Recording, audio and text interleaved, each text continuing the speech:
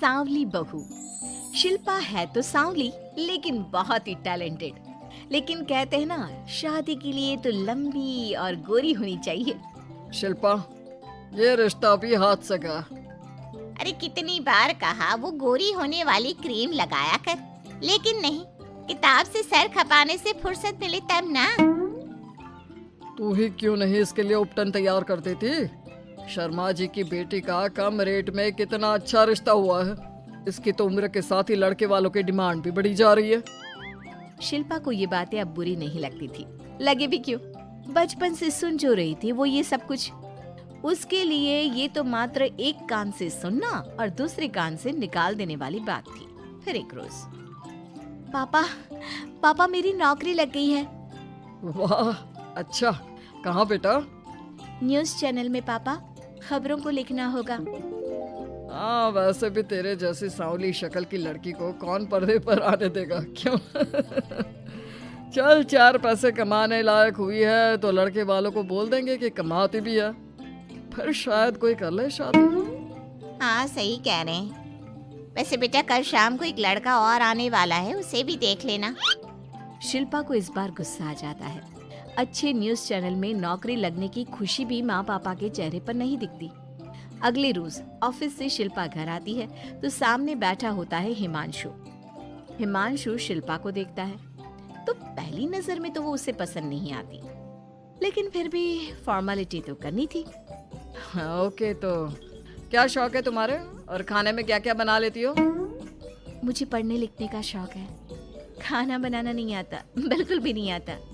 पर फिर भी क्योंकि ये रिवाज है कि बहू को खाना बनाना होता है तो थोड़ा बहुत बना लूंगी, लेकिन उतना ही वक्त किचन को दे पाऊंगी जितने में मेरा काम, मेरी नौकरी सफर ना हो।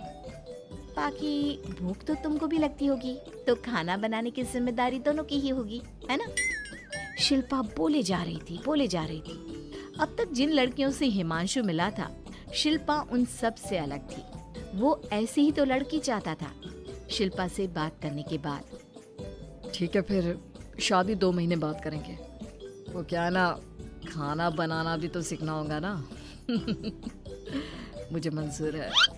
शिल्पा को भी हिमांशु अच्छा लगने लगता है। दोनों की शादी हो जाती है, लेकिन शादी के बाद से ही हिमांशु का परिवार शिल्पा के रंग को लेकर कई बातें बनाता। क्या बात है हिमांशु, क्या कमी हो गई थी जो ऐसी काली सी बहू ले आया? काली तो नहीं है। हाँ, मेरी शिल्पा का रंग हल्का सांवला है। वैसे आप तो कृष्ण के भक्त हैं, जानती है ना, उनका रंग भी सांवला था। अब सांवले रंग के कृष्ण की पूजा तो सांवली मेरी बीवी खराब कैसे?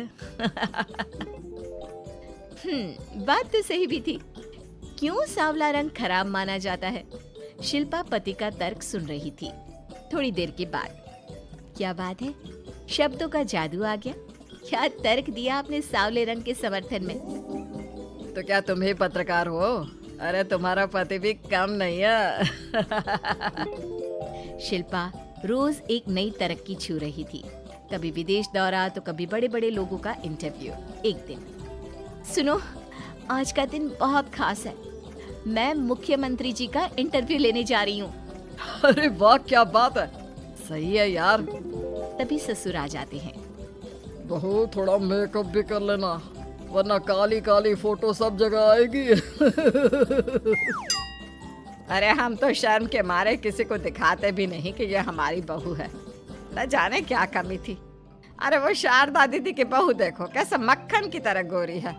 और नताशा, वो तो ऐसे लगता है जैसे भगवान ने दिल खोल कर रंग दिया है उसको। अरे माँ, आजकल रंग नहीं बुद्धि का जमाना है। हाँ, तो वो दोनों कहाँ पागल है, अच्छा खासा घर देख रही है। शिल्पा को ससुर की बात पर गुस्सा तो आता है, लेकिन वो मूड खराब नहीं करना चाहती।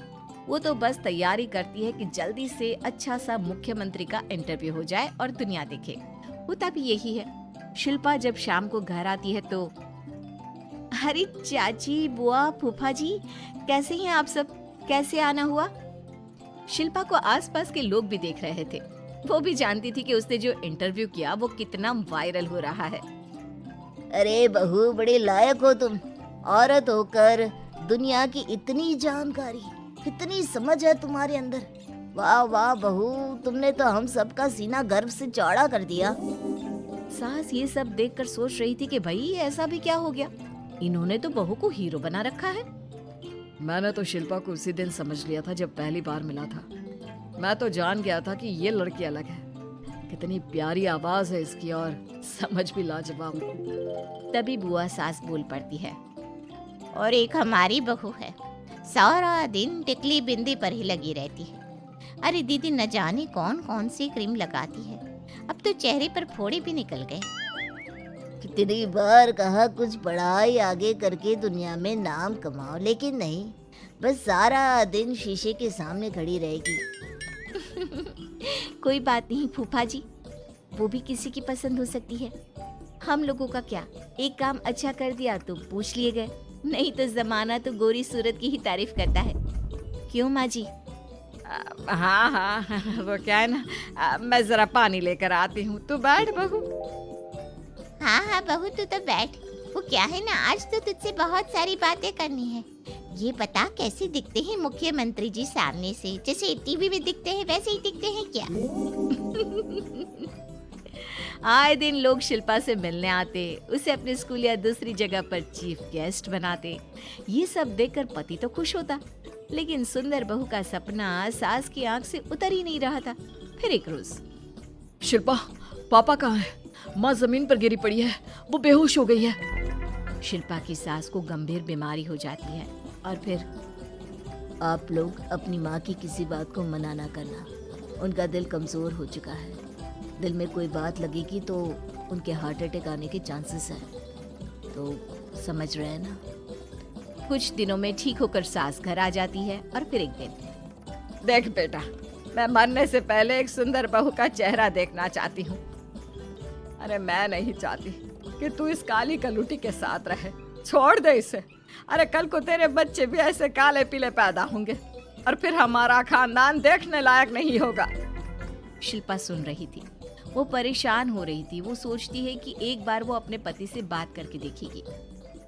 सुनिए ना, मुझे आपसे बात करनी है। मुझे भी शिल्पा, मैं माँ के बिना नहीं रह पाऊंगा, तुम समझ रही हो ना। शिल्पा को दुख होता है, लेकिन वो क्या करती। वो हिमांशु को तलाक देने का सोच लेती है और फिर शिल्पा, माँ की हालत फिर खराब हो रही है, क्या करूं? माँ को सबसे बड़े अस्पताल में भर्ती करना होगा। लेकिन वहाँ तो बेड के लिए बड़ी बड़ी सिफारिश करनी पड़ती है। हाय रे, मेरा मरना तय है, मैं मर न जाऊं, मुझे बचा ले बहू। शिल्पा को हैरानी होती है कि वो करे तो क्या करे। पर माँ जी, मैं कैसे? बेटा, मुख्यमंत्री जी से बात कर ले, उनसे बड़ी सिफारिश किसकी हो सकती है? तू बोलेगी तो शायद तेरी सास की जिंदगी बच जाएगी। शिल्पा सिफारिश से सास को बड़े अस्पताल में भर्ती करवा देती है, जहां लंबे समय बाद सास ठीक होती है। लेकिन इस बीच एक दिन भी शिल्पा उन्हें देखने नहीं जाती। सास जब घर आती है तो एक सुंदर सी लड़की उनका स्वागत करती है। ये कौन है और शिल्पा कहाँ है? मुझे तो मेरी बहू ही चाहिए। माँ, कैसी बात कर रही हो? तुम्ही ने कहा था ना कि शिल्पा काली है और तुम्हें काली बहू नहीं चाहिए। ये रीना है, तुम्हारी बहू। नहीं नहीं, मुझे माफ कर दो, मुझे तो मेरी शिल्पा बहू ही चाहिए। उसी के कारण आज मेरी जान बची है। मैं नहीं समझ पाई कि सुंदर शक्ल से ज्यादा सुंदर दिल और आचरण होना चाहिए। लेकिन अब क्या, अब तो देर हो चुकी थी। हिमांशु भी जानता था कि आत्मसम्मान वाली शिल्पा अब उसकी जिंदगी में वापस नहीं आएगी। अब तो शिल्पा को वे लोग बड़े बड़े चैनल की स्क्रीन पर देखते और अफसोस करते। शिल्पा चाहती तो कभी तुम्हारे लिए सिफारिश नहीं करती। अब तो आसपास के लोग भी घर नहीं आते। लोगों को लगता है कि शिल्पा ने हम लोगों को छोड़ा क्योंकि हम उसके लायक नहीं थे। सही बोल रही है माँ, हम ही तो उसके लायक नहीं थे। शिल्पा जैसी समझदार, पढ़ी लिखी, दुनिया की समझ रखने वाली लड़की को मैंने छोड़ा, सिर्फ आपके कहने पर। अब ये गोरी लड़की आपकी बहू हो सकती है, लेकिन मेरी बीवी कभी नहीं। हिमांशु वहां से चला जाता है।